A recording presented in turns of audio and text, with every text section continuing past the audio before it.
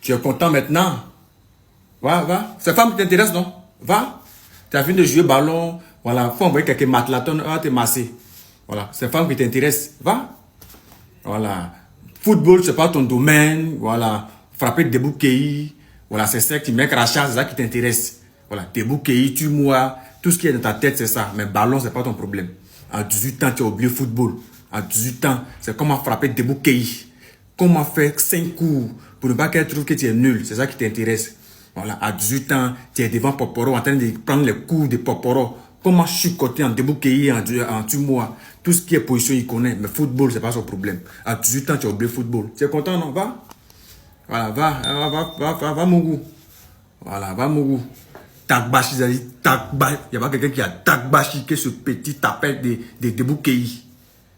Takbashi, tu trouves rien. C'est une grosse arnaque, quoi. On croyait que c'était... c'est Mougoussé qui est venu sur nous. Sur cette vidéo, je veux l'attention de tout le monde et je veux tous votre avis en commentaire. Je pense que pour Lamine Yamal, il serait temps d'en faire plus sur le terrain et moins sur les réseaux. Je m'explique, je l'ai toujours défendu jusque-là. Je l'ai toujours dit, pour moi, les stories qu'il met, sa façon de mettre la hype sur les matchs et les traits de son caractère et sa personnalité, c'est quelque chose qui globalement me fait kiffer et nous fait kiffer. Le fait que parfois il fait un petit peu de trash talk, ça apporte quelque chose au football, c'est bien, c'est rigolo. Mais par contre, il y a une ligne à pas dépasser, Yamal. Et là, je pense que t'es un petit peu trop en train de la dépasser. Même moi qui t'a toujours défendu et qui va continuer à te défendre parce que je suis un Barcelonais, il y a des limites à pas dépasser. Parce qu'il y a des stories, ça va, c'est rigolo, tu vois, on rigole, il met ses célébrations avant le match. Ça, ok.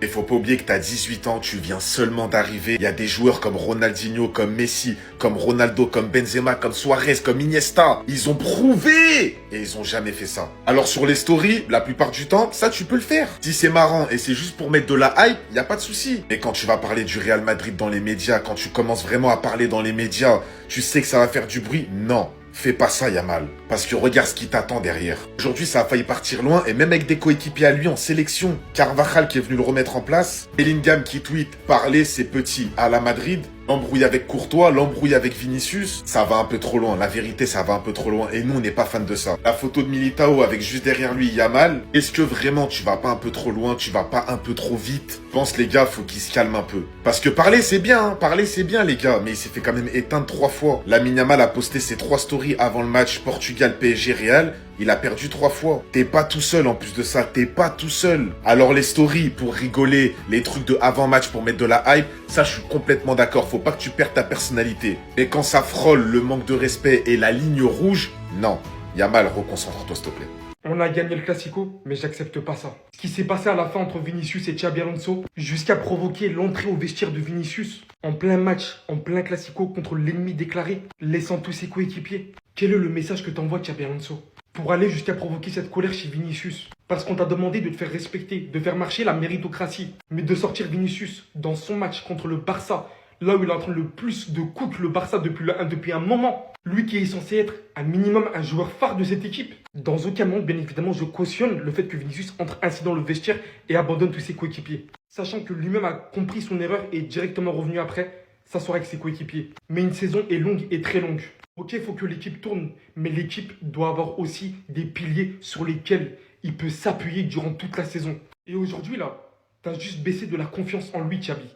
Bien que je répète, je ne cautionne pas le fait que Vinicius entre au vestiaire. Pour moi, les deux doivent se revoir immédiatement, impérativement. Ça peut avoir des répercussions tout au long de la saison et c'est pas bon pour nous, sachant qu'on a gagné le Classico, on est bien parti pour la suite. Xabi Alonso a pris la parole concernant l'énervement de Vinicius. Mais avant ça, je tenais juste à dire que la nullité de Jules Koundé sur ce match-là me fascinera pendant longtemps. Regardez-moi ça. Il s'est fait envoyer pendant tout le match. Vinicius termine le boulot, il fait son centre, Militao met la tête, Jude Bellingham était bien placé, but. Et pendant ce temps, à la fin du match, on avait ce petit moment mignon entre Jude Bellingham et Franco Mastantuono. Regardez comme ils sont contents. Celle-là, tu vois qu'il nous fallait cette victoire. C'était devenu personnel. Vous imaginez si on avait perdu ce classico-là après s'être fait tabasser tout au long de la saison dernière? Même Kylian Mbappé ne tenait plus debout. Regardez.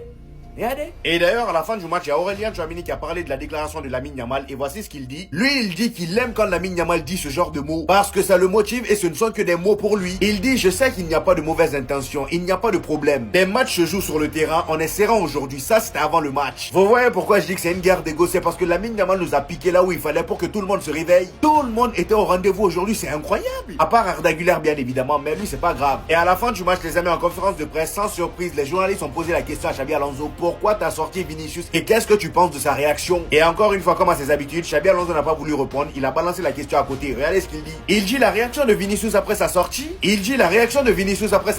Vinicius a fait un match magnifique ce soir et c'est ce qui compte vraiment. Quoi qu'il se soit passé ensuite, on peut en parler en privé. Ce n'est pas très important. Ici, mon ami, c'est très important. Là, pour le moment, en termes de gestion d'ego, t'es catastrophique. Que ce soit dans la gestion d'intrigue de Rodrigo, de Vinicius, de Kylian Mbappé, de Jude Bellingham. Pour l'instant, je suis désolé, mais c'est pas terrible.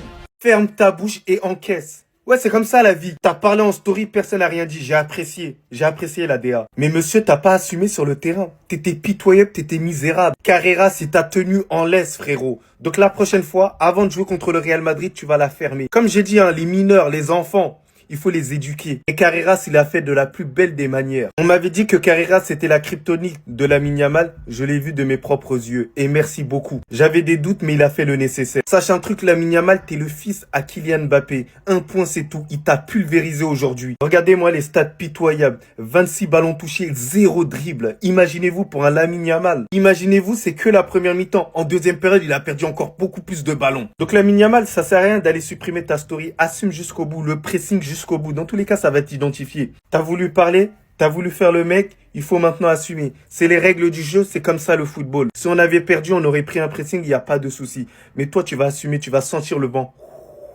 T'as capté, dans le bien, dans le bueno. 3 stories, 3 flops. Un footballeur arrogant ne peut rien accomplir. Les haters de Yamal, vous allez rien réécrire. Rien. Vous pouvez le vanner comme il se doit suite à sa story qui a flop, mais arrêtez d'inventer les choses. Si on fait le calcul de Yamal depuis, c'est une story face à la France, il a répondu présent, il a qualifié son équipe en finale. Et ils ont d'ailleurs gagné l'Euro, avec le fameux parle-parle, avant d'affronter le Bayern et le Real on a mission. Ça tape le Bayern, ça tape le Real, il dit mission accomplie. Puis ensuite ses déclarations en Super Coupe, en Coupe du Roi et au dernier Classico. Des déclarations, des stories. Il a répondu présent, il a été décisif dans tous ses matchs. Il part en trêve face aux Pays-Bas, on a mission. Il répond encore une fois présent et il nargue. Face à l'Inter, certes le Barça gagne pas, mais à aller-retour, il a choqué le monde du football. La petite dernière qui a pas flop, c'était face à la France en Ligue des Nations. Avec le fameux si vous voulez jouer le Ballon d'Or, on joue le Ballon d'Or. Plus la story la veille avec la lucarne, il finit homme du match. Maintenant ça réussit un peu moins, on enchaîne avec le Portugal, avec le PSG et maintenant le Real. C'est des risques, malheureusement dans le jeu on ne peut pas tout le temps gagner. Et à 18 ans maintenant pour sa 3e saison professionnelle, son arrogance et ses stories ne l'ont pas empêché de faire le back-to-back Trophée Copa, Golden Boy, Euro, meilleur jeune joueur de l'Euro, meilleur passeur, des MVP en LDC, 2 Ligas, une Coupe du Roi, une Super Coupe, équipe The Best, top 8 au Ballon d'Or, top 2 au Ballon d'Or, but du mois en Liga, meilleur jeune joueur de l'année, meilleur joueur du mois en Liga. Enfin bref, vous allez rien réécrire, juste quand il perd, le retour de flamme il est méchant et c'est normal, parce qu'il a parlé. Enfin bref, sinon vous les gars, vous en pensez quoi? Rappelez-vous sur Snap, on s'ennuie. Fermine. Fermine. Des fois, il y a des matchs où même si on est nul, hein, si t'es clinique, vas-y. C'est bon. Avec une belle semaine de Champions. Et la chef, t'as croqué. T'as croqué de fou malade. Aïe, aïe, aïe. Alors, peut-être qu'ils auraient marqué derrière. Je dis pas forcément que, ouais, non, mais s'il y a un match nul, on gagne, caca, on sait pas ce qui serait passé. Mais... repartir du Bernabéu avec au moins un point, ça aurait été bon. On aurait eu 3 points, 3 ou 2, je sais plus, bref. L'écart aurait été le même, je suis bête. Genre là, il y a un 3 contre 2 comme ça et on n'a pas marqué. Ah non, Ferran, est-ce que c'est... Oui, c'est Ferran, je crois. Est-ce que lui-même, il aurait fait quelque chose, ce tocard, là, ce nul-là, Rashford? Est-ce que lui aussi aurait marqué, en vrai? On sait pas. C'est trop facile, mais il y avait mieux à faire. Et en vrai, le problème, c'est qu'on va vivre avec ce truc de, ouais, on saura jamais. Et en vrai, j'ai envie de vous dire, même avec ce match nul, même match nul, on mérite pas. On mérite pas. Et pourtant, le pire, c'est que le Real, ils auraient pu nous taper 4-1 sans être un grand Real. Et ils ont été cliniques. Ils ont su se remobiliser après s'être pris le but de l'égalisation sur la faute d'Arda Güler. Je vais y arriver. Mais nous, comme on a été amorphes, sans danger, sans percussion, sans rien, c'est hard de fou.